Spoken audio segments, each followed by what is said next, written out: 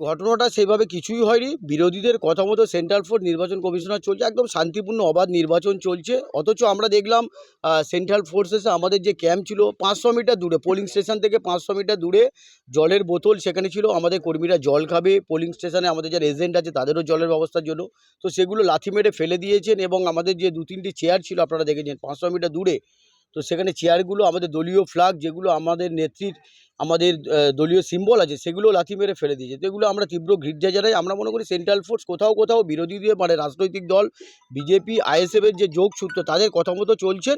তো এর জবাব মানুষ গণতান্ত্রিকভাবে দেবেন। শামীম আহমেদ 1 লক্ষ ভোটে জিতবে। সেন্ট্রাল ফোর্স এবং নির্বাচন কমিশনারকে দিয়ে তৃণমূল কংগ্রেসকে হারানো যাবে না, কারণ আমরা আছি মানুষের সাথে, মানুষের পাশে। এই নোংরা রাজনীতির আমরা তীব্র বিরোধিতা করি।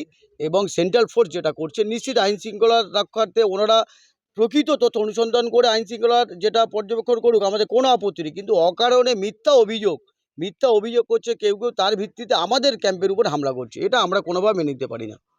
আগে তো নির্বাচন হয়েছে, আবার পুনর্নির্বাচন হচ্ছে, এটা কি মানে দেখুন, আমার তো মনে হয় সারা পশ্চিমবঙ্গে বিরোধীদের কথায় নির্বাচন কমিশনার চলছে, এটা পরিষ্কার। আমাদের বুথে কোনো রকম সিঙ্গেল গন্ডগোল হয়নি, বুথে ভোটের দিনেও কোনো গন্ডগোল হয়নি। সাধারণ ভোটারদেরকে জিজ্ঞেস করুন না, কোনো গন্ডগোল হয়নি। অথচ মিথ্যা একটা অভিযোগ তুলছে নাকি ইভিএমে ব্ল্যাক টেপ লাগানো ছিল। তো তা যদি ব্ল্যাক টেপ লাগানো ছিল, আমার তো মনে হয় সেই সময় তো নির্বাচনটা বন্ধ করা উচিত ছিল। তাহলে নির্বাচন কমিশনার কেন সেদিনে ভোট করলেন?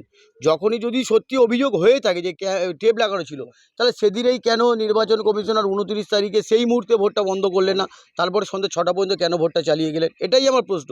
আমি নির্বাচন কমিশন এটাই জানতে চাই, যদি টেপ লাগানো ইভিএমে থেকে থাকে তাহলে সেদিনে কেন ভোটটা বন্ধ করলেন না? কেন ইভিএম চেঞ্জ করলেন না? এর উত্তর কি নির্বাচন কমিশন দিতে পারবেন? দিতে পারবেন। অথচ বিরোধীকে খুশি করার জন্য, বিজেপির তোসর আইএসএফ তাদেরকে খুশি করার জন্য এটাই করছে।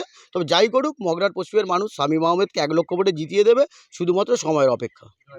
আমি ইমরান হাসান, মগরাট পশ্চিম ব্লক তৃণমূল যুব কংগ্রেসের প্রেসিডেন্ট।